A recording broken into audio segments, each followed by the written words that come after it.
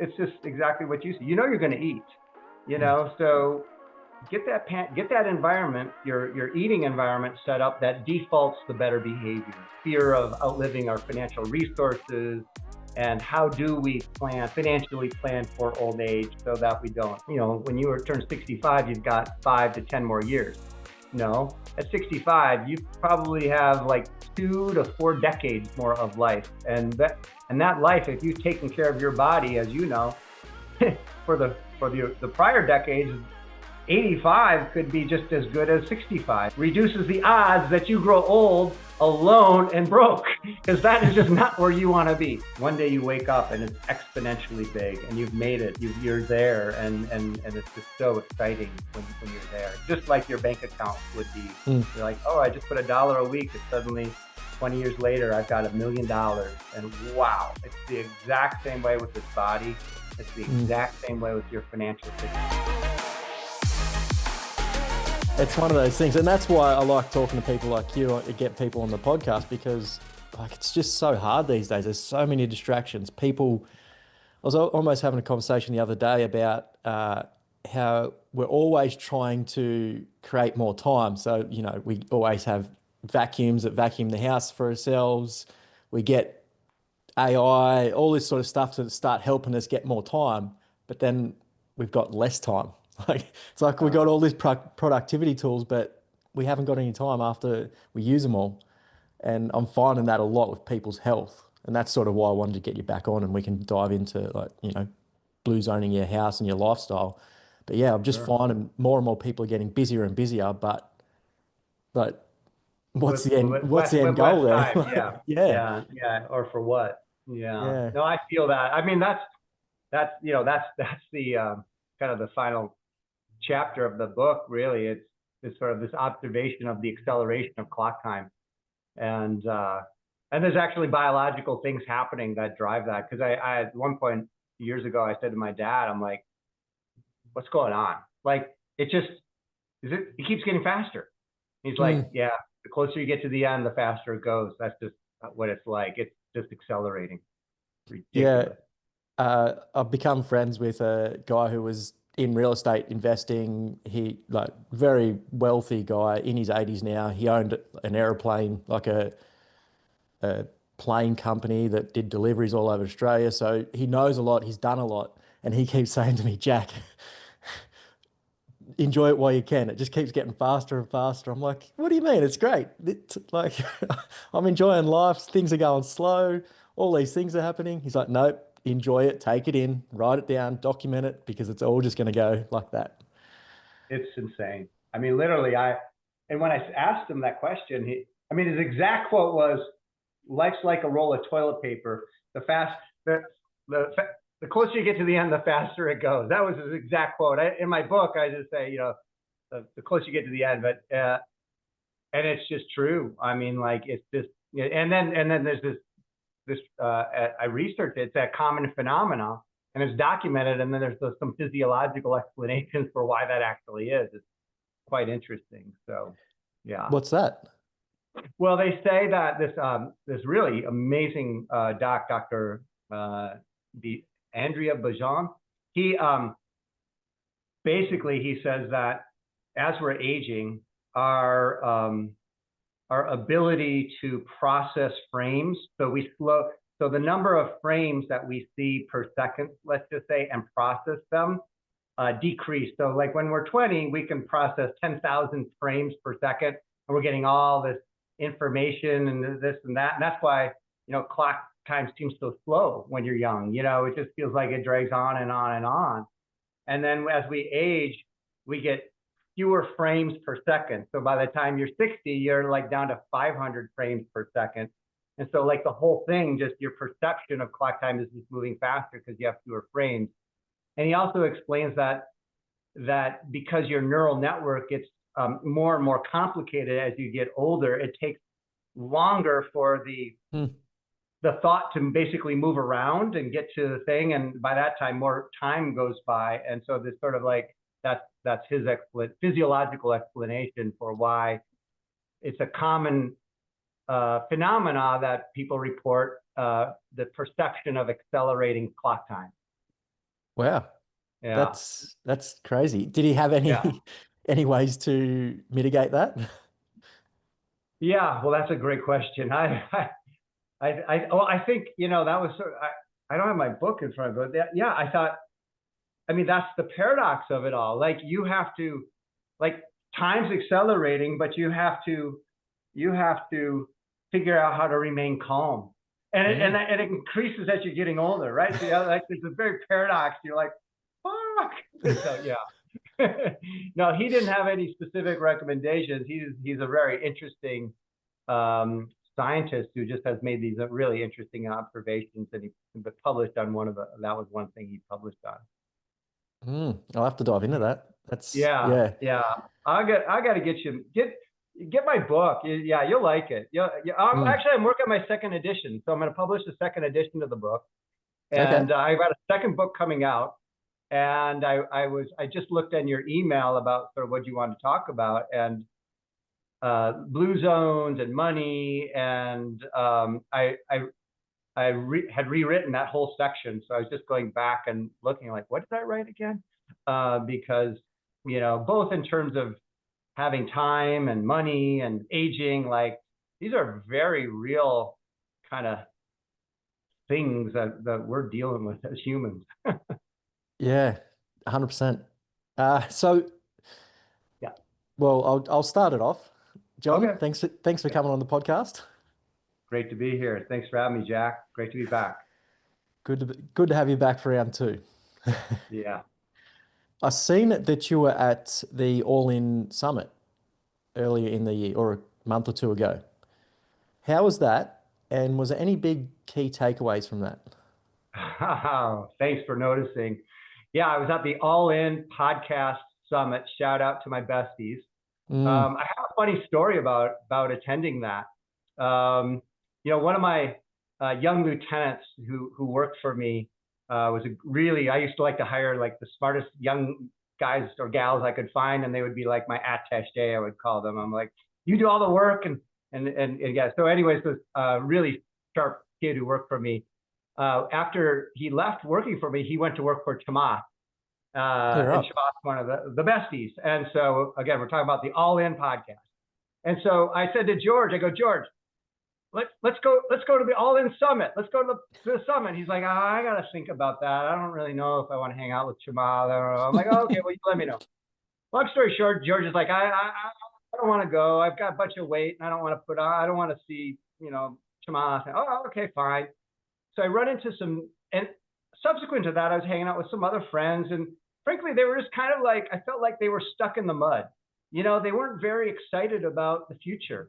Mm, And I've been very excited about the future. I'm an optimist. I believe that, we're all empowered to make the world a better place. And that's a lot of what I think the All In podcast is about, and talking about the practical realities of technology and opportunity. And so I was introduced to a new friend. Sorry, this is a long story, but I guess I'll no, tell no, keep it. going. A new friend, and this guy was so fun. It was so cool. He had these great ideas and this great energy.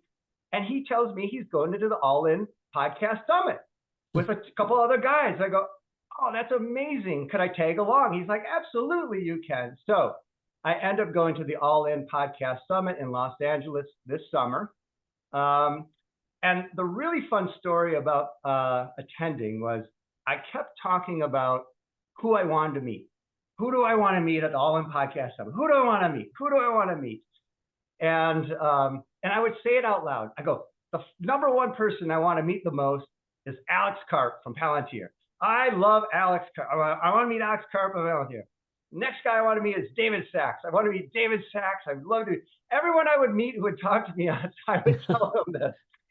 And this is to me all about, I'll call manifesting your reality, setting your intentions out there, stating them with emotion, and getting that action rolling. And so I would do it. And I actually like to hear my voice resonate. Is this resonating to myself, to others? So I constantly, with anyone I would bump into, and say what I'm doing.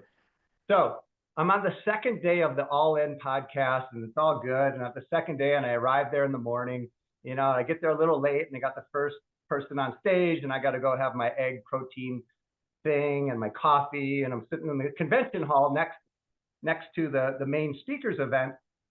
And I'm sitting there and this pretty gal walks by me. And then she comes back and she says, is anyone sitting here? I'm at this high top bar. I'm like, oh, of course not. Yeah, of course you can sit here. And so she sits there down and I'm doing my coffee and we're all looking at our phones and stuff. And suddenly I look up and I turn to my right, I go, that's fucking Alex Karp. And she's like, what? What do you mean? I'm like, that's Alex Karp. He's coming, he's walking towards us. And a few other people recognize him and he's cool about it and he's like doing selfies with them. But he's walking literally right towards us. And I say to her, I go, here's my phone. You take my phone, I'm getting a picture with Alex Karp. And so it's like, oh, okay. So Alex literally walks right up to us. I go, Alex. He's like, what's up, my man? I go, Alex, you are the bomb. He's like, oh, really? He looks right and goes, why do you think that? And I'm like, oh, because your intellectual power and clarity is unsurpassed right now. I'm just a big Alex Karp fan. If it's not because I think he's so clear on some really important priorities for us as a nation, for things that are really important for the future and prosperity of this country and any country for that matter, especially those countries that espouse freedom and values and anyways. He's like, he looks at me in the eye, goes, hey, Robbie, get this guy's contact. I want to have coffee with him.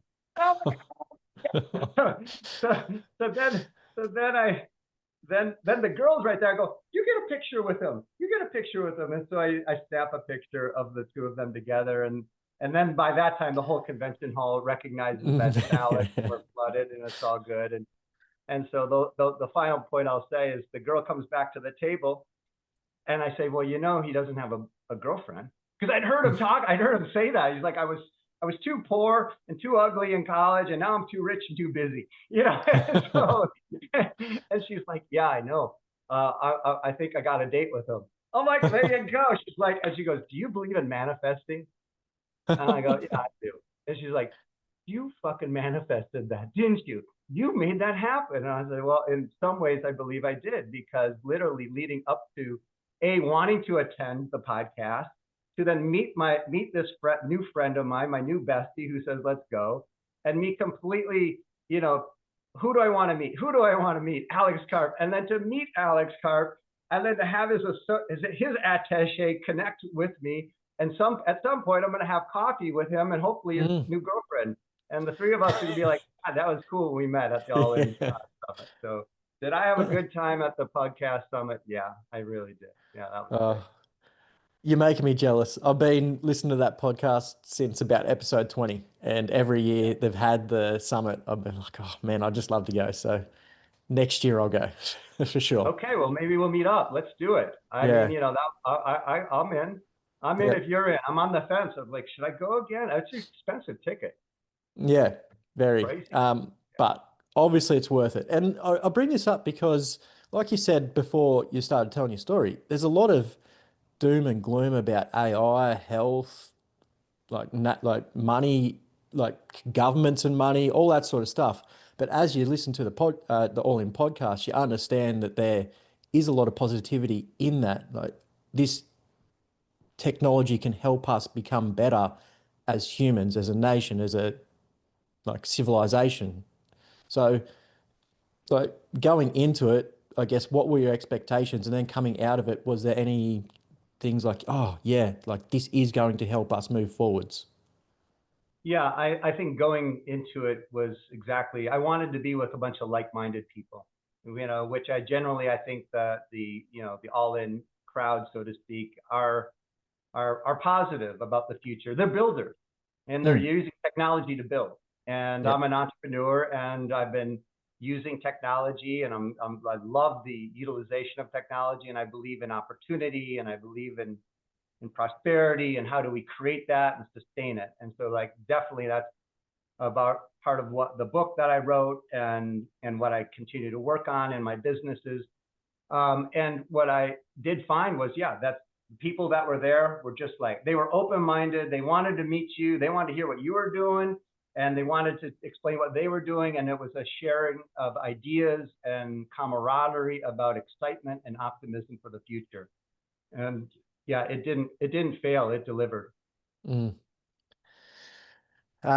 Yeah, again, just hearing your stories, I'm just so excited to get there.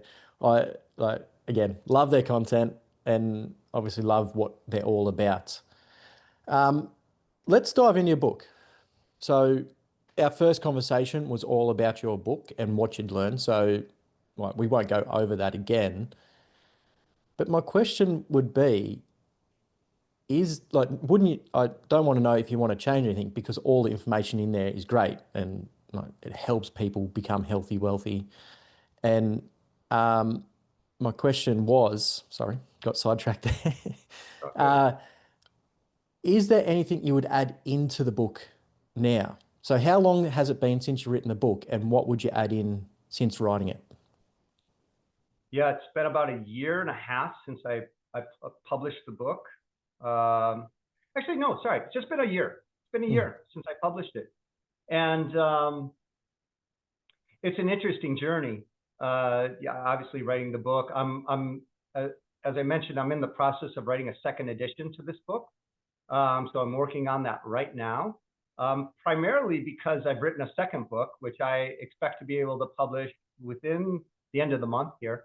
oh wow. And and what's really exciting about the book I'm publishing, it's going to be called, the working title is The Longevity Crisis: When Millions Outlive the System.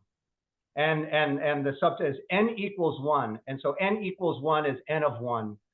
We're all N of one. When we talk about any sort of study, any sort of probability, it's the N equals the size of the group. So Mm, N of 1,000 is a study that would have 1,000 participants in the study.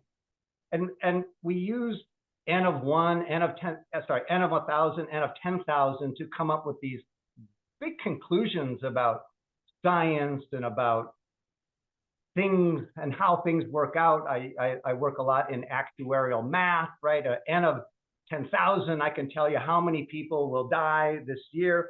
The problem is I can't tell you which person. And that's mm, the N of one. See, so we're all N of one. And so this book is about the longevity crisis, which is really not that, it's, it's sort of like, well, what's the crisis? And the crisis is, frankly, we are all living much longer than we used to. And we're converging, that's converging with a massive, at least here in the US, demographic wave of boomers, we call them. So we have this massive demographic wave that is converging with longer life expectancy and a retirement system that isn't designed to support them. mm, And so this is a real big problem here in the US and globally for that matter.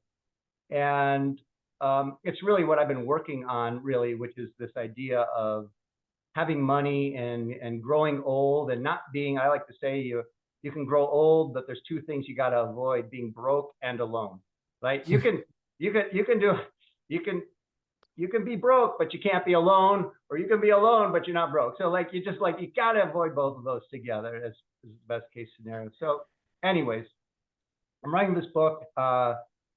And within that, it's about the collective system, right? So as we grow old, we rely on the collective. We rely on society. The only way to offset this risk of growing old of N equals one is a safety net, is a multi-tiered safety net of the collective. And then we talk about blue zones. And when you look at blue zones, what they have is a better collective safety net that releases the anxiety of growing old and being poor and impoverished and destitute and isolated. And so mm, how do we get there? And it's a multi-tiered system to help avoid that, but the individual plays a very important role. So we as individuals have an individual role in making sure that we don't grow old, poor, and alone. And it turns out the book, Healthy, Wealthy, Longevity, really is an explanation of the individual's role in that. That book is the framework to set you on a path that reduces the odds that you grow old, alone, and broke, because that is just not where you want to be. But stepping back away from that, more broadly speaking, we need a collective system that helps support us there, because we're all N of one and we can't all take care of ourselves, and bad luck happens to people. And in economies and societies that we live in the United States and in Australia, we need systems that protect the most vulnerable, because we don't. That's just how these systems need to exist. 100% agree. And how you put that is perfect. And I think these two books are just going to complement each other so well because, again, like when you become like strong, healthy, wealthy with yourself, you become more passionate about giving it to others. And like proof is yourself and all the other guests I get in this podcast. They've done it themselves. They're in a position and they want to go and help people become whatever like they're trying to help, like, healthy, wealthy, whatever it is. Yeah. And I guess if you can get everybody in that mindset, that community is just going to be there. And if somebody starts to fall down, you're just going to pick them back up again and no one's going to get left behind. That's right. I Yeah. love that. And to the extent someone has, look, bad things, misfortune happens, Yeah. people. And so we need long-term care systems and we need retirement financial planning system. I came across a most interesting study about Australia. I knew nothing about your retirement system, which turns out to be one of the most unique and interesting systems. And that, you correct me if this is wrong, but I read a study that says that your system, 10% of your wages go into a retirement account for you. Am I understanding this correct? It's been that way for like 30 years. Like, this is your system. Yeah. Is that not the same in the US? No, it's not the same in the US. Okay. And so the study I came across this is what I'm working on right now for my business, Longevity Financial Partners, and we're going to introduce some really exciting financial products because of this opportunity, this issue, which is, so there was this big study in Australia, and they had an N of like, I don't know, 1,000 or 2,000 individuals who had saved money for, decades and then retired. And so these individuals, like they had 1,000 or 2,000 or 3,000 individuals on average. And by the way, Australians are the wealthiest retirees in the world. Did you know that? No, I did not know that. Yeah. Yeah. And on average, they have about $2 million in their retirement account. Now, in the study, that was on average how much these retirees had in their account. Now, all of these people died, okay? Now, how much money do you think was in their account when they died? When they retired, they had $2 million. And when they died, how much money do you think they had in their account? Ooh. 2 million? Bingo, you were the first person who got that right. Way to go. You're the first person, you nailed it. They had the same amount of money in that account of when they retired as when they died. Now that's a really stunning, statistic, and it speaks to an issue and a problem of, as we grow old, and the fear of outliving our financial resources, and how do we financially plan for old age so that we don't. And it's a really fascinating thing. You did it. You're the first person who got it. I've asked that question of a lot of people and no one gets it. I've been diving into this topic a lot lately. So I've been going to a lot of talks at Melbourne University, which is here.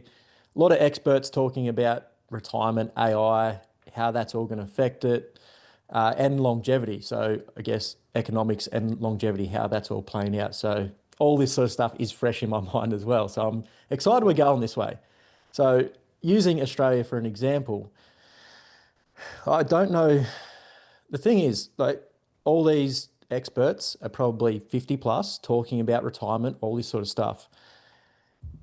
I see a lot of the younger generation not even thinking about retirement, in the sense that they just want to find something they're passionate about, start doing it in their 20s or 30s, and then continue through and not really worry about retirement. So it's a weird paradox of, I guess the baby boomers making sure that they've got enough money in their account so they can retire and go and do whatever they want. But then the younger generation are like, well, I don't want to do that. I just want to keep working through and follow my passion. So it's, yeah, it's going to be a weird, it'll be interesting to see what happens in about 40 years, I reckon, in Australia with uh, the super is what we call it. So 10% of our wage goes into our super every year. Every time you get paid, 10% goes in. You can't touch Mhm. it until you turn, I think it's like 64 or something like that, which is great. I love that. And like, again, I encourage people to do that with just savings and like, you should do Yeah. that anyway. Um, but a lot of the super is tied in with the construction industry here in Australia, housing market. Mhm. So yeah, they there might be a bubble here in Australia. I hear that a lot. Mhm. But that's where I've been sort of diving into, like, the baby boomers, where the money is, and then the housing market. And if that explodes or pops, what's going to happen to that money? Because a lot of Australia's economy is tied up in that. And then a lot of, Mhm. obviously, so you put the money into a super company, the super company uses that to invest in certain things that grows your super for retirement. So a lot of that money is tied up with the construction or yeah, so it's going to be interesting to see what happens. But again, not in a bad way. I think there's a lot of good things to come out of that. Again, with AI, all that sort of stuff. It's only going to make these things better, but a lot of people are just so scared and worried. And what got me was a lot of these experts talking, they seem a little bit worried as well. And I'm just like, guys, like it's only a good thing. I think there's going to be, again, maybe next 20 or 30 years, I'd like to get your opinion on this. A little bit of obviously jobs are going to change a lot because of AI, and a lot of people are scared of that. But I think a lot of people have just tied their identity to what they do for money. And instead, I think they should tie their identity to themselves and who they actually are. And I think that letting go of that identity and how they make money is going to be a bit tricky in the next 20 years.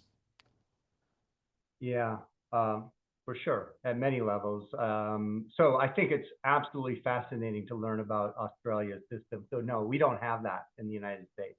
Mm, In fact, it's just we have Social Security, but that was meant to be a modest back. So we have a Social Security program, and so there's a small tax on every payment on every wage you get that goes into the Social Security fund, so to speak, and that's designed to provide you with a modest backstop when you retire. Okay. Well, when they adopted Social Security here in the United States in 1935, less than half of Americans were expected to be alive at 65. mm, Now 2/3 live to 65. And by the way, if you make it to 65, the odds are you're going to make it to 85. Like if you make it to 65, there's like an 80% chance you're going to make it to 80 plus years. And so that's our problem. So our social security system is completely upside down. And we have this massive demographic, these aging boomers, and there's not enough young workers working to contribute into the fund to make the payments for it. So we've got a really big problem. They also, here in the States, they made savings for retirement. So we had pension funds in the 60s and 70s, all these, and then we got rid of pensions. And we said, oh, we're going to create this thing called the self-directed retirement savings account. So you could create your own retirement and you would have control over your money. And everyone thought that was a great idea. It makes sense. Like I got my money, I'm going to invest it in my Palantir stock or whatever. I want to invest it in the real estate, whatever you can. And that worked out really good. So the boomers were the first generation to have individual savings retirement accounts. And now they're the first generation to retire with them. Well, the problem with this in the United States here, you may have $1 million or $2 million or $3 million, but you don't know if that account has to make it 10 years, 20 years, 30 years, or 40 years. And that's the end of one problem. mm. So you can't solve this by yourself. You got to make millions, you make tens of millions of dollars. Okay, you're probably pretty good. But for everyone else, like you can't solve it on your own. And so you need a collective pooled risk insurance. We have the private sector here. with annuities and risk pooling. And so it's all this idea of the collective and risk pooling to ensure effectively that, the most vulnerable don't become destitute and isolated. And so how we in the United States are going to confront this is a really big deal. And it's going to play itself out over the next 3 decades. And like so much, so we have this issue here in the United States, and then we obviously have the changing job market as a result of AI. And I think it's just, what I would argue, there's just a whole new modern arc for thinking about your overall lifespan and your engagement with your work and retirement. I mean, retirement is a fiction. I mean, there's nothing magical about 65 or 64, and so like this fiction was created, and then it became a cultural point at which somehow people decide, okay, well, I've done my thing, and now I'm just gonna enjoy a life of leisure. Well, Yeah. People can do what they want with their lives, but I think to your point, that you have to rethink a much longer arc and transitional arc of your work and of your purpose and of your contribution over a much longer period of time, because it's just not the case where, when you turn 65, you've got 5 to 10 more years. No, at 65, you probably have like 2 to 4 decades more of life. And that life, if you've taken care of your body, as you know, for the prior decades, 85 could be just as good as 65. I mean, there's absolutely no reason. Yeah. Yeah, definitely. And obviously again, AI, all that sort of stuff is helping us understand the human body a way better. So it's just going to get more and more. So Oh, if you're yeah. looking I mean, after your body now, there's no reason why you can't be doing like what you're doing 35 at 85. Like it can be done. yeah, I think, this idea, I mean, exactly. You'll be able to be so productive at 85 through using AI tools. I mean, I just measure my own productivity using AI today. I just think it's an absolute game changer. And I mean, I just think technology, whether it's through robotics or self-driving cars, imagine an 80-year-old at this point can full self-driving. Mm. You're completely mobile. That is such a big game changer. So for us, I mean, I'm 59, and 20 years, I can only imagine what my mobility, my productivity, my access to precision health, what that will look like is absolutely going to be remarkable. Mm. So let's dive into health real quick. In the first episode, you brought up a question which, again, has stuck with me a lot. Instead of asking your 20-year-old, like giving your 20-year-old self advice on health and wellness, what would your 20 years plus like want you to do right now so they can be Yeah, healthier? So what are you yeah, doing now at 59 to make sure that your 80-year-old self is feeling healthy? yeah. I mean, I've kind of stuck to just a natural regimen of strength training, get my cardio, keep my cardio moving, and I love sauna and emerge, cold, hot, cold. I mean, to me, that is my regiment.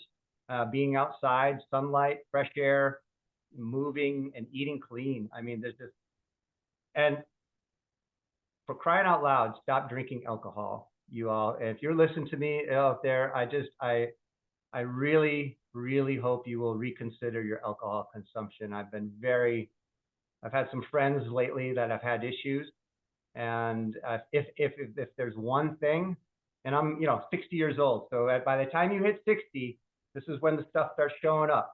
Mm, And if there's one thing I would coach anyone listening is get rid of that alcohol. I mean, fine, have a beer, have 1 or 2 beers, no big deal, but please reduce that alcohol consumption. That's a killer. yeah, could not agree more. It's a big, I'm going to say issue here. It's part of our culture, part of Australians' culture. If you're getting together with friends, you drink. If you're celebrating something, you drink. If you had a bad day, you drink. That's just, yeah, it's just so integrated into our life. It's just very hard for people to break. And I see this a lot of the time with personal training. Like they, everybody's doing, like they'll do everything, and the last thing they give up is alcohol. But I wish they gave that up first because they'd get way better results, feel better, and they'd get faster results. It's crazy. I yeah, it's been upsetting lately because I'm seeing it happen, and you know, it shows up in the most horrific ways and unexpected. And Mm, I mean it's expected because like what do you think is going to happen? And so that older self, I fortunately, I had I started getting an allergic reaction to alcohol. So I had some autoimmune issue which alcohol seemed to trigger.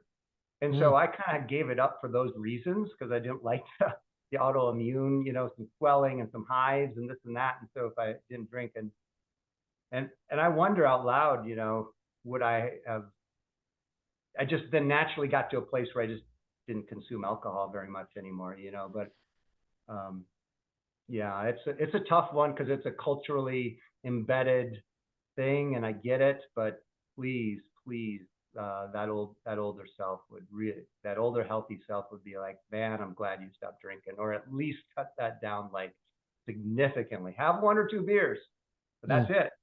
There's no reason to go blotto. Okay, mm. there's just not. Don't do it. No. Yeah. And there's not. No. I see this all the time. I feel like people are again obviously using it as a cover to mask or get escape whatever they're trying to escape. So like maybe we can dive into some mindset things that you do. Like obviously the hot and cold, I agree that that just flicks your brain into a different way of thinking, supercharges. But what's other ways? Like, so if people are having issues, they're upset, they want to escape, what are things that they should be doing or thinking about doing other than going to some sort of alcohol or other drugs? Yeah, I would simply just say movement, walk, just take a walk, Mm, just walk, move, just get outside and walk. I mean, I don't want to make it that simple, but if anything, yeah, just I know for me, if the things get tough, and that's a good reason to have a dog. It's like, okay, I'll take the dog for a walk. But I would just encourage movement. Get out and move outside. It's not on the treadmill. It's outside. It's that fresh air. It's, get to a communal place, have a coffee, you know, give someone a compliment. Yeah, thanks for the coffee. You look great today. Just that's all it takes to get that to snap you out of that negative mindset and get you into a positive feedback loop, and to get put enough space between whatever was triggering the bad, to get enough space and get enough fresh air, maybe a little vitamin D, and a positive feedback loop somewhere to reboot that mindset towards something else. mm, Because that something else is coming, and that something else can be positive, but you got to give yourself a little bit of room for that to happen. mm, 100%.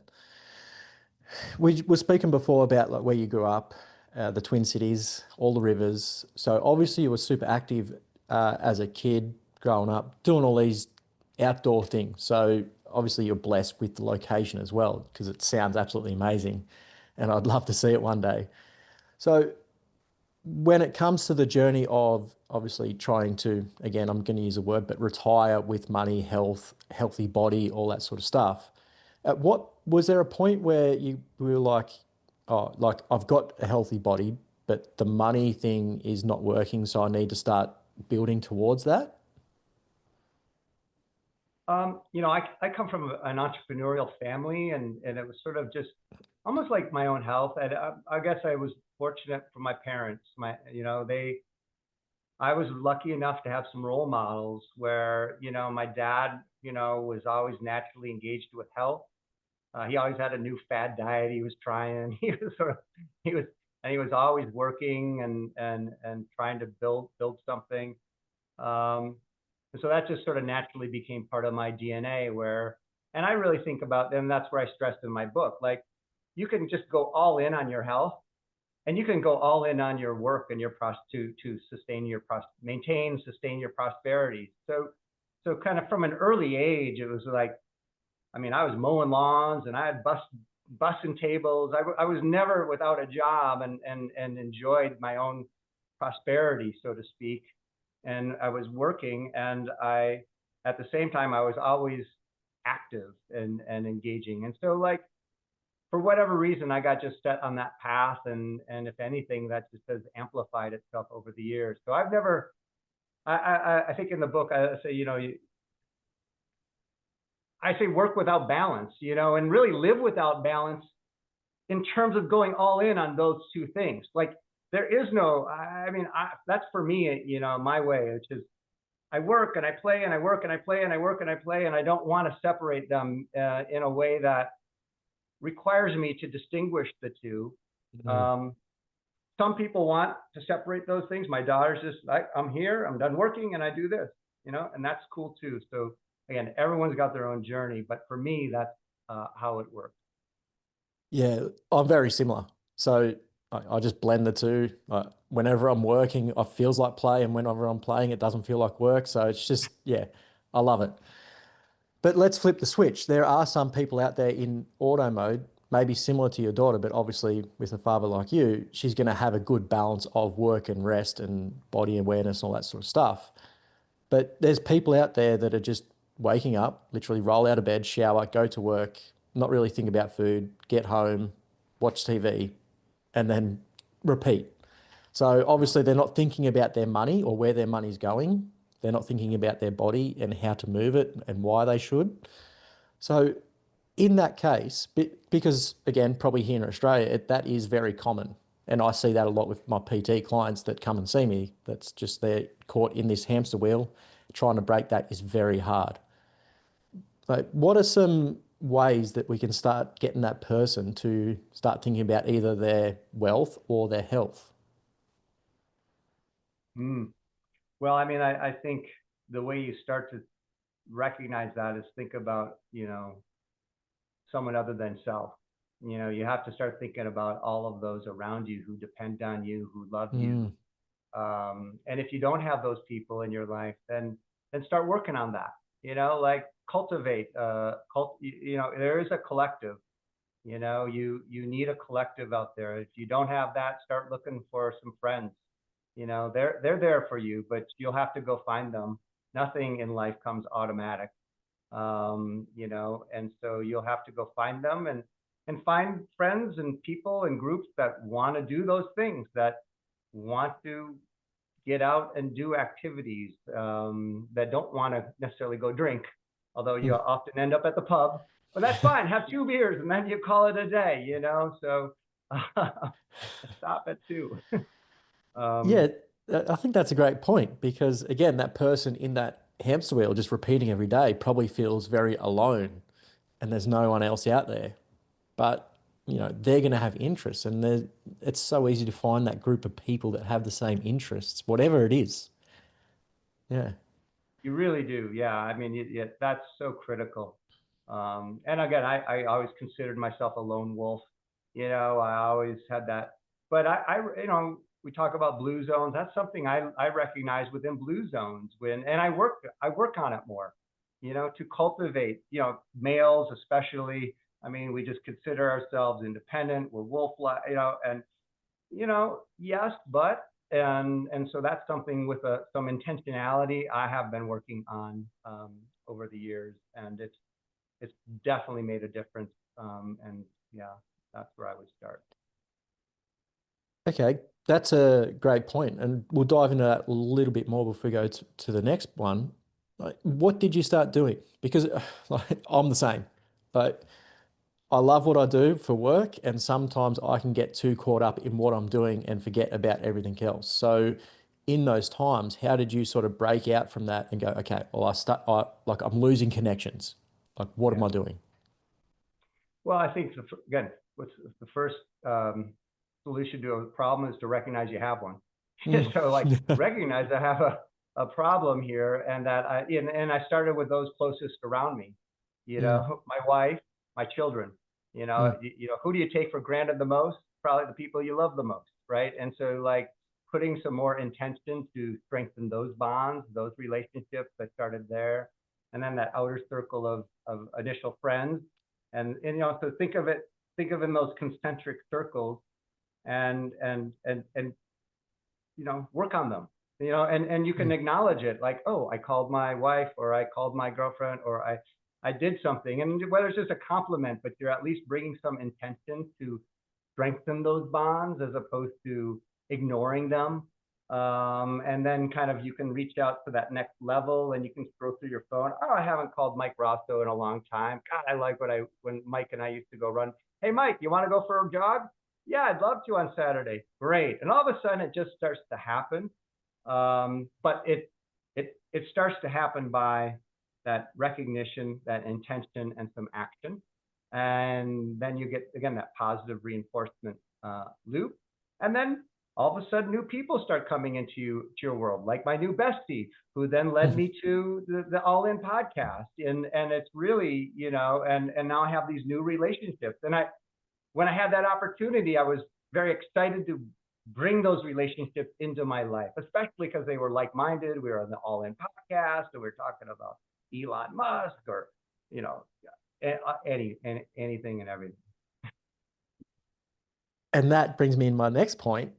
It was more about distractions. So we can start improving something, say like social connections, and we're getting all these connections, we're being super social, but then like you can get distracted by that and let like your health, wellness, all that sort of stuff go. How do we find balance? Get up early. Yeah. I mean, we were talking about making more time in the day and being sure you Yeah. have time in the day. And look, I'm a big believer in sleep and all of that, but it's tough. I mean, I'm not going to lie. It's tough to maintain balance, but you can do it. You can do it. I know I have, and I know others do. And Mm. so, you got to take self-inventory. I haven't worked out. I haven't done this, so I know I need to go get out there and get some outside time, and get some. You got to work that cardiovascular system. I got to go run hills here later today, so I'm just reminding myself. Yeah. And I think people think it's going to be easy and you're just going to get it all together and it's all just going to fit in, but it never does. Like, No. like I said, sometimes other things take priorities, and you've just got to make do with what exercises you can get done. Like lately I've been super busy, but I've just been doing yoga here behind me, watching YouTube video, follow along. It's easy. I'm moving my body. That's good enough for now. Like That's right. sometimes it's got to be just good enough. Yep. Yeah. Don't be so hard on yourself. Don't be critical, and just keep moving forward. Hmm. But again, like you've almost alluded to that as well. Like just you're already going to be sleeping, so just focus on your sleep. You're already eating, so eat good food. Yeah. Like, yeah. Let's talk about blue zones and how we can incorporate that into our day-to-day life. Like, but in our first chat, like we sort of ran out of time, and I wanted to dive into this. So, what are ways that we can blue zone our home, our life, everything around Yeah. us? Create your own blue zonify your own space. That's what I was I going think for. Yeah. that, yeah. So I think that's a great way to think about, again, it's all about designing your life, designing your environment. So a big lesson, the big takeaway of the Blue Zones research was their environment, right, tilted them towards the better behavior. So we all have our self-discipline issues, and this, but if you create an environment that tilts you towards the better behavior, that improves the odds you're going to do the better behavior. And the simple example is, if your pantry's chock full of sugary sweets and ice cream and salty pretzels, I know my own pantry. If I go in there and that's all is there, well, I'm going to go eat it all up. I mean, there's I'm the hands same. down. But if my pantry is stocked with some nuts and some dates and some Greek yogurt, and I'll go eat that. And Mm. so it's just exactly what you see. You're going to eat. So get that environment, your eating environment set up that defaults the better behavior. And you can do that across your kind of the main areas of your life, which again, blue zonifying really means, eating wisely. So we touched on that. moving more. So, blue zones is about movement. And so you need to tilt your environment in a way that you move more. And that could be as simple as putting your running shoes in front of the door. It could be getting an apartment next to some running trails. It could, so you can think about that at different sort of macro or micro environments. You can, Dan Buettner, who did Blue Zones, like to say, well, you should live by such and such. Well, some of us can't choose where we live because, our kids, our job, but you can choose what apartment, or you can be in building A or building B. And so you can make those choices. You can make healthier choices that will tilt you. If you've got windows and sun, I can see behind you, you got a window and sunshine and you're near a park. That's way better than a dark, dreary apartment. So that's another way of thinking about it. And so again, big takeaway is create an environment, design an environment that is going to make the chances of you doing the better behavior in terms of moving more, eating wisely, connecting with others. We're just talking about connections, and having purpose in life. So you got to set your environment up that tilts you towards doing more of those things. And that's certainly what I've been doing over the course of the last several years since I've been focused on blue zone behaviors. I love that. So I guess, yeah, like you said, go small, kitchen, then bigger, the room, and then the apartment, and then where the apartment's located or house is located. Okay. Yeah, I love that. So environment set, what else should we be thinking about? Well, you can same thing with your friends. I mean, look, I got my besties from where I went to grade school together, and I got my besties I met last week. So tilt your environment in your behavior. If you're going out with guys who like and gals who like to get drunk and this and that, you're stacking the odds against you, okay? And so you can't fault yourself from having too many drinks if everyone else is having. So you can have some other friends who drink in moderation or don't drink at all, who like to get together and sit in a sauna and talk about technology and exercise and physiology and health. So those are all choices we can make. And so you can stack the deck in your favor again by your connections with the people you're hanging out with. If you have toxic relationships, maybe you should get rid of those relationships. I'm sorry, like you got to at some point, think about you first. I think, self-care is first. You can't care for others if you're not healthy, if you're broke and in trouble and under stress. You're good to no one. And so you got to practice some self-care, and that may make some tough choices, and with relationships. So yeah. Yeah, and that again, like you make those relationships with people that are doing the thing or the people that you want to become, they're going to drag you along, and you're going to end up doing that and hanging out less with the people that sort of dragging you away from that.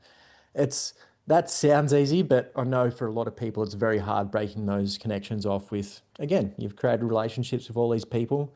It's very hard to move on from that, but it can be done. It can be done, and it probably should, for your own purpose, for your own self. You know what I mean? Like, if it's your spouse, you might have to say, look, we got to change because this is not going to work for us long term. We're going to end up in a bad place. I mean, I've been really lucky with my spouse that she's just I have a wonderful wife, and we're building these things together. In fact, she was one of the reasons I got away from, like, all my bros who I was hanging out with. I met my wife in college, and I met my then girlfriend at the time, my wife, and I just wanted to be with her.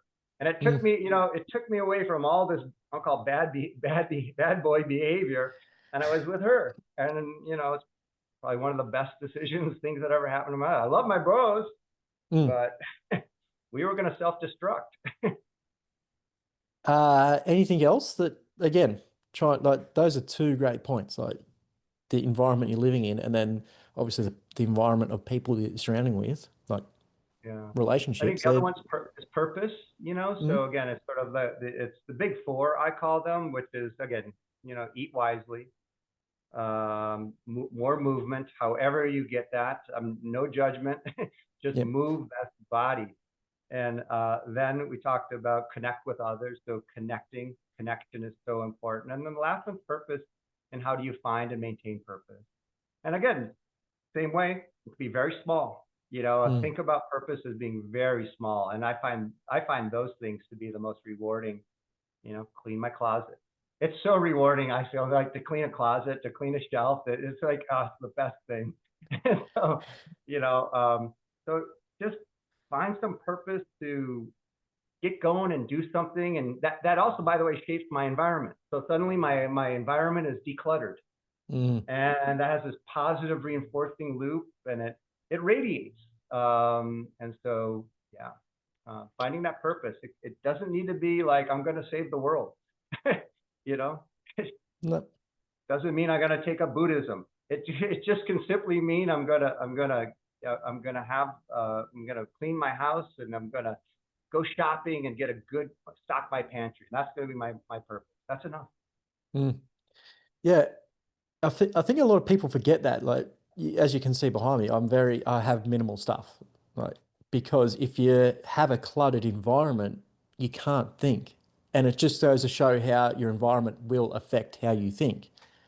And like, I see a lot of people, especially clients, and I'm like, you need to get rid of a lot of stuff so you can just have some mental clarity. And a lot of people don't make that connection. So I think that's a good point. Yeah, it's one of the reasons I value early mornings. Mm, I know everyone loves their sleep and everything, but the early mornings are the quietest time of the day, mm, and you're literally decluttered with thoughts, and especially if you don't pick up your phone and start scrolling social media, which occasionally I do, but mm. you can really find a quiet mind at that. All right. So we pretty much covered everything that people would learn from your first book in that section. The second book, why did you decide to go into the second book, and what are people going to learn? Well, I wanted to really illustrate what is a very big problem here in the United States, specifically, again, around this convergence of millions outliving a system not set up for this aging society. And really, the challenge, if an aging society can be a very big burden, we can have stagflation, a shrinking economy, and it can be absolutely just devastating to our overall prosperity. And particularly if, again, trillions of dollars are frozen in these savings retirement accounts because everyone's afraid to spend, then what happens is the economy absolutely just collapses on itself. And so that's a really big problem that we have, and we really need to think about that more critically, because it's not just our lives, but it's our children's lives. A sustained prosperity we have our individual prosperity, but within the prosperity of a collective system. And so we really need to address some things to help ensure that this longevity of living longer doesn't become a burden on our children, but as we can talk about it, as a dividend. Like, longevity can and should be a dividend. It's the most remarkable achievement, one of them, of humanity, that we're getting 10, 20, 30, 40 years of additional health and vibrancy, and we can't allow negative drag on our children and our children to address that both individually and collectively. Well, yeah, 100%. So what should we be doing? Like, what are we going to learn from the book that we can actually start implementing? Well, I think the first one is sort of to think about, well, one, what is our individual role in this, right? Which turns out to be the first book, which we were just talking about. What's my role in this? And the first, and so, and because a nation or a community is built up of the individuals, right? So when you sum up all the individuals, that's your community. And so if everyone has no savings in their retirement account, they're in poor health, and they're a drain on the healthcare system, and this and that. That's the collective. That is our society. So getting people like we're doing here today, and talking about how we have an individual role in this and what we can do today, and recognize that that builds into a collective community. And by doing that, by all of us being like-minded this way, well, then we can pay it forward, so to speak. So our children and our children's children have this incredible life that we've had and our parents have had, and there's no reason why the future can't have it. So that's Mm. I love that. Again, like the whole way how you're bringing this all together, looking after yourself, but then going out and putting that into practice, but then lifting up the community. Like, I absolutely so love it. I yeah. appreciate it. Thank you. Yeah, so we're gonna bring some new financial products to the market later next year. So happy to come back again. Can't talk about them quite yet, so maybe later next year we'll get on and to talk more about them. It's really exciting. It's something I've been working on for over a decade, and I'm actually going to get to bring this stuff to market. And I think it's allowed me though to again, I can in private industry, there's so we have individual role, we have the private innovation has a role, so that's like my business level.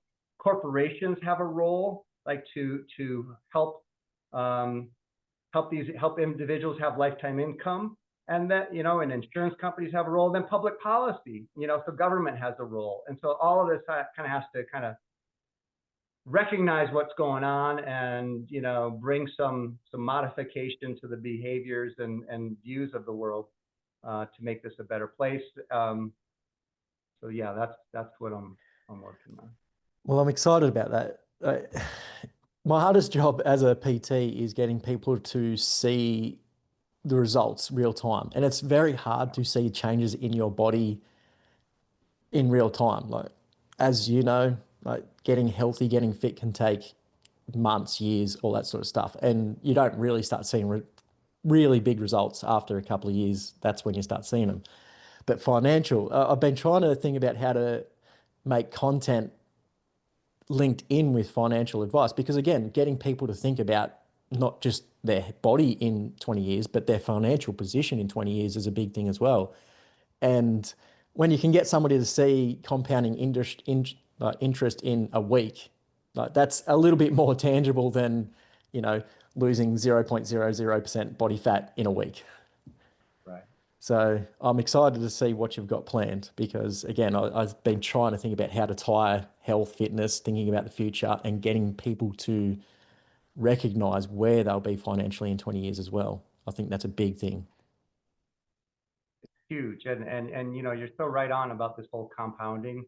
Again, Mm, I mean, how long have we been hearing that? It's just put $1 away a week, this and that, and you just, or the best time to plant a tree is yesterday, and so with your health, what people don't realize, that compounding, it starts very, very small. It's hardly perceptible, and yet somehow one day you wake up and it's exponentially big, and you've made it. You're there, and it's just so exciting when you're there. Just like your bank account would be. mm, They're like, oh, I just put $1 a week, and suddenly 20 years later, I've got $1 million, and wow, it's the exact same way with this body.